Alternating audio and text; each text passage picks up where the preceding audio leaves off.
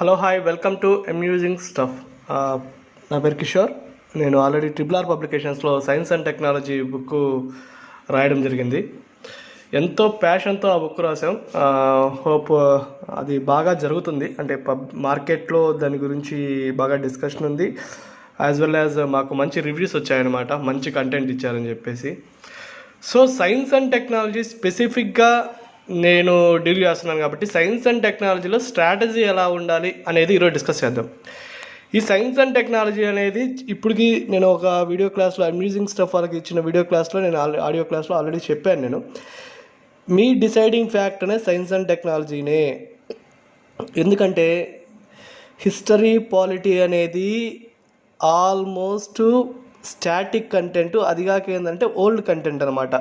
ఈ సీనియర్స్ వీళ్ళంతా ఏంటంటే బాగా దాన్ని 1-4 సార్లు రివైజ్ చేస్తుంటారు కాబట్టి మ్యాక్సిమం స్కోర్ చేయగలిగిన ఛాన్స్ ఉంది. సో మీరు కూడా అంతే స్కోర్ చేయాలి. ఎవరైతే జూనియర్స్ ఉన్నారో లేకపోతే తొందరగా ప్రిపేర్ అవుతున్నారో వాళ్ళు, అంటే కొద్దిగా లేట్గా ప్రిపరేషన్ స్టార్ట్ చేశారో వాళ్ళు కూడా ఆ రెండు పర్ఫెక్ట్గా స్కోర్ చేయాలి. సో సైన్స్ అండ్ టెక్నాలజీ మూడోది అనమాట.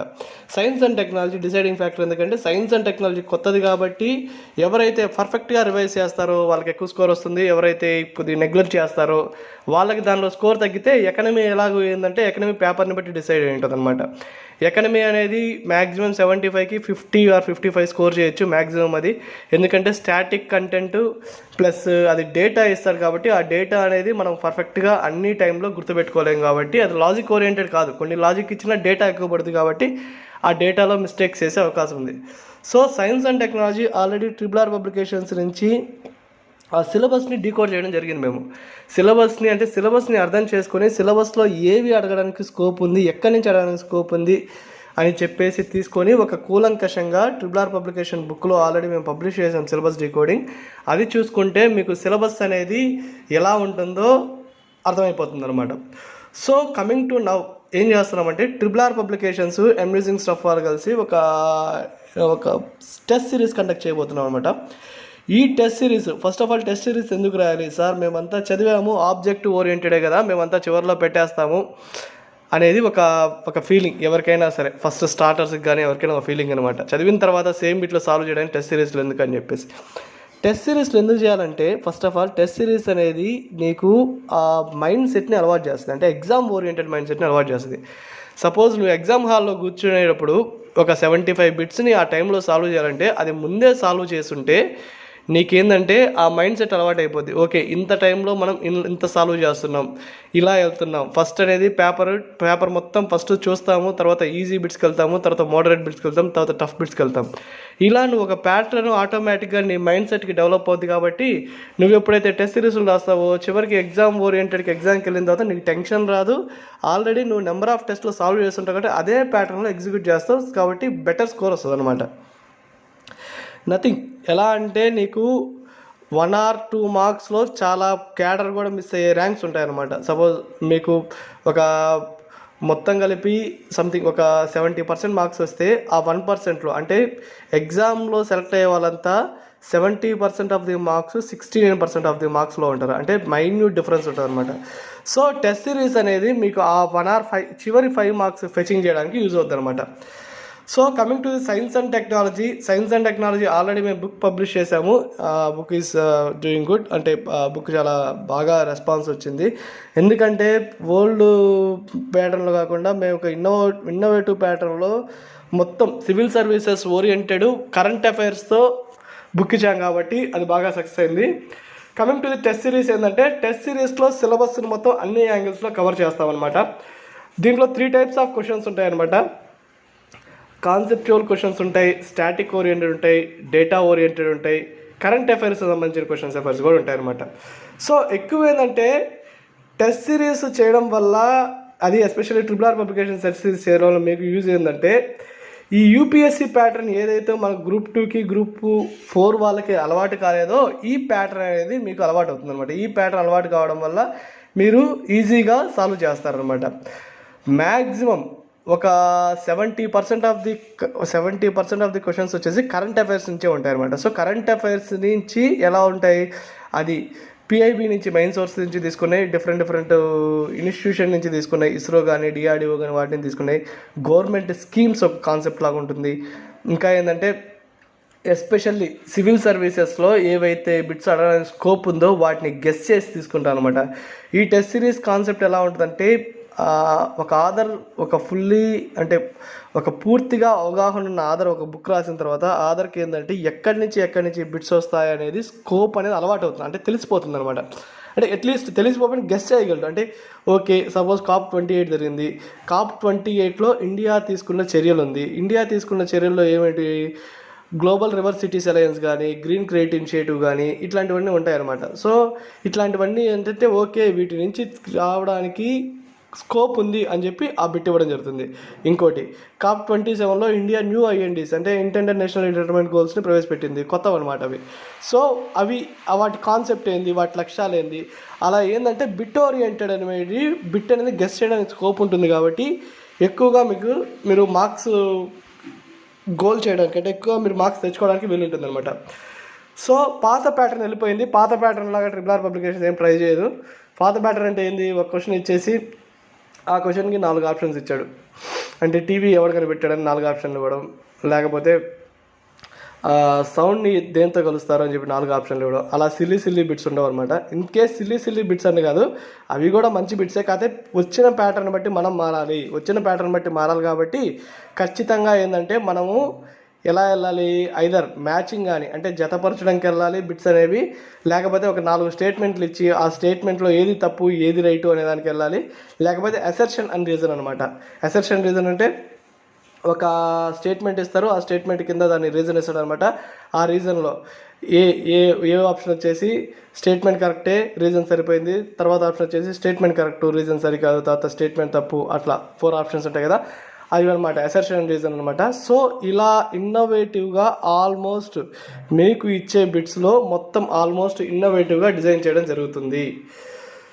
సో ఈ RRR పబ్లికేషన్స్ నుంచి ఈ సైన్స్ అండ్ టెక్నాలజీ పేపర్లో మొత్తం చాప్టర్ వైజ్ టెస్టులు 10 ఉంటాయన్నమాట. ఈ చాప్టర్ వైజ్ టెస్టులు 10 వచ్చేసి ఒక్కొక్క చాప్టర్కి 2 టెస్టులు విత్ 50 మార్క్స్ అనమాట. సిలబస్ నీట్గా డీకోడ్ చేసి ఇన్నోవేటివ్గా మొత్తం కరెంట్ అఫైర్స్ ఓరియంటెడ్ ఏం పిక్ చేస్తాడు అంటే పేపర్ ప్రిపేర్ చేసేవాడు మైండ్ సెట్ ఎలా ఉంటుందో ఆలోచించి ప్రిపేర్ చేయడం జరుగుతుంది.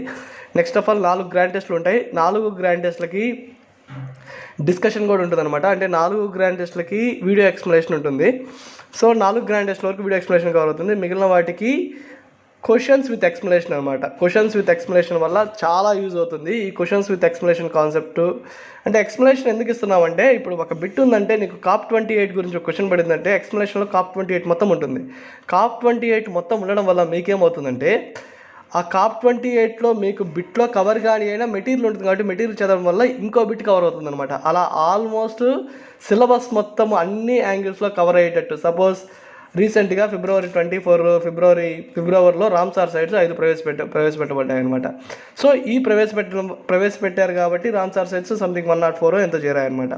సో వీటి వల్ల ఏంటంటే కరెంట్ అప్డేటెడ్ రామ్సార్ సైట్స్ అంతకుముందు ఎన్ని ఉన్నాయి, రామ్సార్ సైట్స్ జనవరిలో ఎన్ని ప్రవేశపెట్టారు, ఫిబ్రవరిలో ఎన్ని తీసుకొచ్చారు, ఇలా మొత్తం ఇవ్వడం వల్ల అంటే రామ్సార్ సైట్స్ గురించి మొత్తం ఇవ్వడం వల్ల ఏంటంటే మీకు అనేది ఆ ఎక్స్ప్లెనేషన్ చదివినప్పుడు వేరే బిట్స్ కవర్ కావడానికి స్కోప్ ఉంటుంది. అందుకని bits with explanation RRR publications వాళ్ళు ప్లాన్ చేస్తున్నాం. ప్లస్ అమ్యూజింగ్ స్టఫ్తో కంబైన్డ్గా ప్లాన్ చేస్తున్నాం. It's good time for joining the test series అనమాట. సో ఈ టెస్ట్ సిరీస్ వచ్చేసి విత్ ఎక్స్ప్లెనేషన్ ఉంటుంది కాబట్టి బాగా యూజ్ చేసుకోండి. మీరు ఎక్స్ప్లెనేషన్ ఎట్లా చదువుతారంటే బిట్ సాల్వ్ అయిన తర్వాత ఎక్స్ప్లెనేషన్ మొత్తం చదవండి. సో ఆ బిట్కి స్పెసిఫిక్గా కన్ఫైన్డ్ చదవద్దు. ఆ బిట్కి స్పెసిఫిక్గా కన్ఫైన్డ్ చదివితే ఏమవుతుందంటే ఆ బిట్ గురించే మీకు తెలుస్తుంది అనమాట. సో ఎక్స్ప్లెనేషన్ మొత్తం చదివితే ఏంటంటే వేరే బిట్ రావడానికి కూడా స్కోప్ ఉంటుందన్నమాట. సో ఈ ఫీజు వచ్చేసి అరౌండ్ 999 అనమాట. ఫస్ట్ 50% డిస్కౌంట్ ఇస్తున్నారు ఫస్ట్ జాయినింగ్కి. ఫస్ట్ సంథింగ్ 200 అడ్మిషన్స్కి ఎంతకో 50% డిస్కౌంట్ ఇస్తున్నారు అనమాట. So coming to the model papers అనమాట. ఫ్యూ మోడల్స్ అనమాట. బిట్స్ మోడల్స్ అనేది ఎక్స్ప్లెయిన్ చేశాను.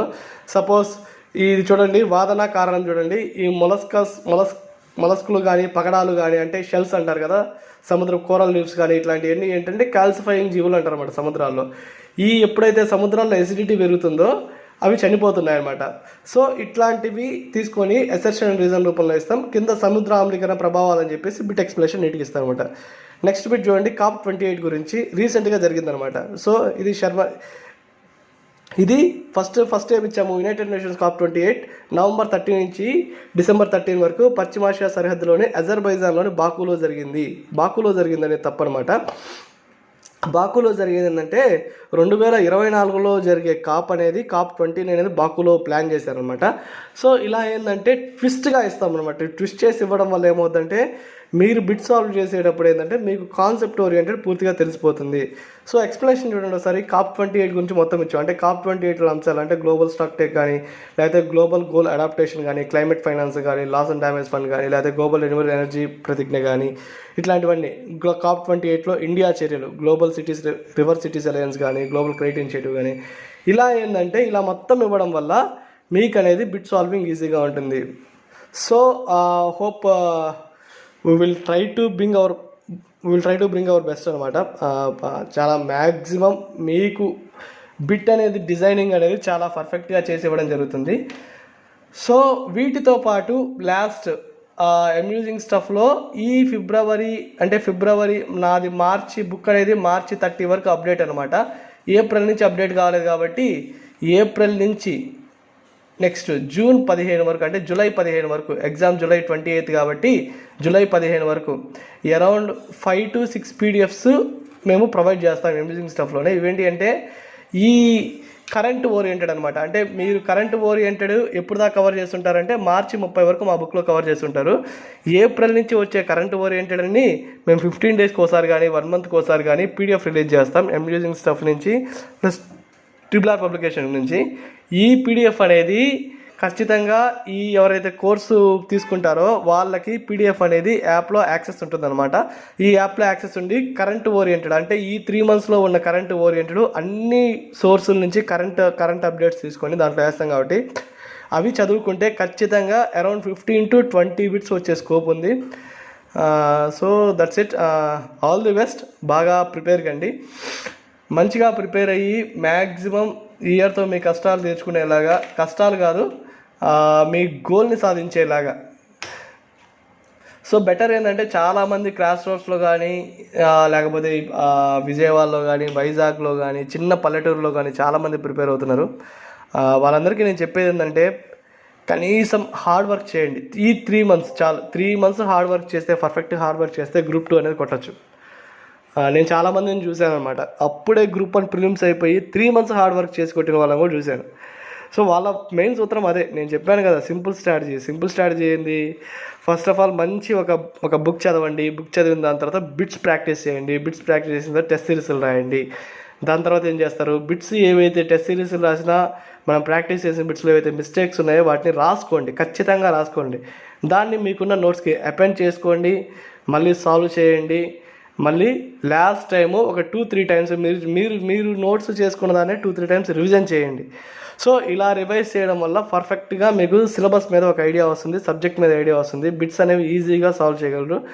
ఎగ్జామ్ ఎప్పుడెప్పుడు వస్తుందా అని వెయిట్ చేయాలి మనం. అలా చదవాలన్నమాట, అలా ప్రిపేర్ కావాలి. So once again all the best from amusing stuff and triple R publication. Hope triple R publication, amusing stuff ఫ్యూచర్లో కూడా ఇలాంటి టెస్ట్ సిరీస్లు ఇండివిజువల్గా మంచి ప్లాన్ చేస్తాం, మంచి ఆదర్స్తో, మంచి కంటెంట్తో. Once again all the best.